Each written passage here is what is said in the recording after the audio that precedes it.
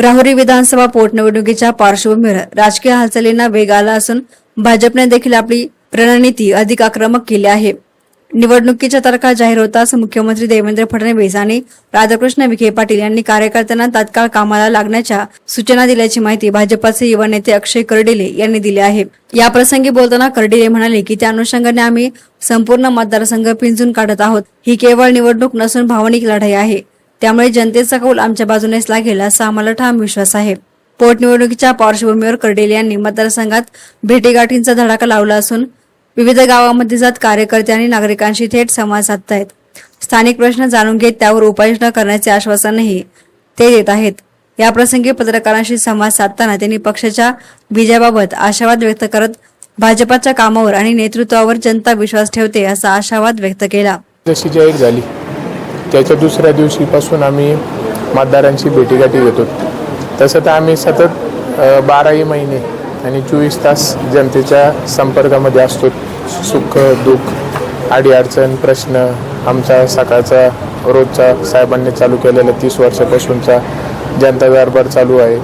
आणि त्याच पद्धतीने आज जसं साहेबांना लोक प्रत्येक ठिकाणी आमंत्रित करायचे, आता 5 महिने झालेत साहेब आपल्यामध्ये नाहीत, पण जनता तेवढाच विश्वास आणि तेवढंच प्रेम हे मला देखील मी पाहतोय की 5 महिन्यापासून देते।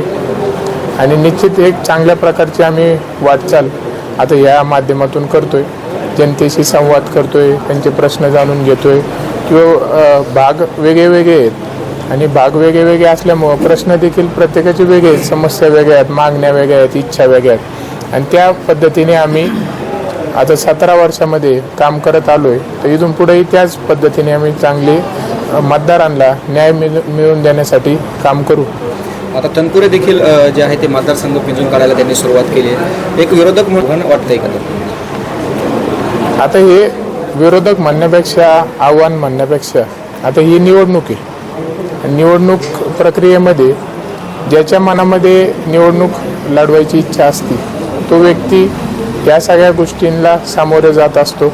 आता त्यांच्या मनात किंवा ते सोडता अजूनही कोणाच्या मनात ही गोष्ट येऊ शकते, कारण की लोकशाही आहे।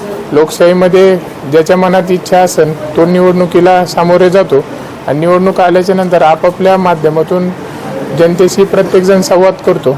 पण आता शेवट ही 1 महिन्याची प्रक्रिया असते, पण जनता ही 1 महिना न बघता इथून पाठीमागं 15 वर्ष 17 वर्ष आता आपण सगळे राजकीय लोक असल्यामुळं जुनी पार्श्वभूमी सगळे बघून त्या पद्धतीनेच निवडणुकीला जनता ही कौल देते। जी आपली 2024ला झाली निवडणूक तशी ती निवडणूक आहे आणि ही निवडणूक म्हणजे पोटनिवडणूक आहे।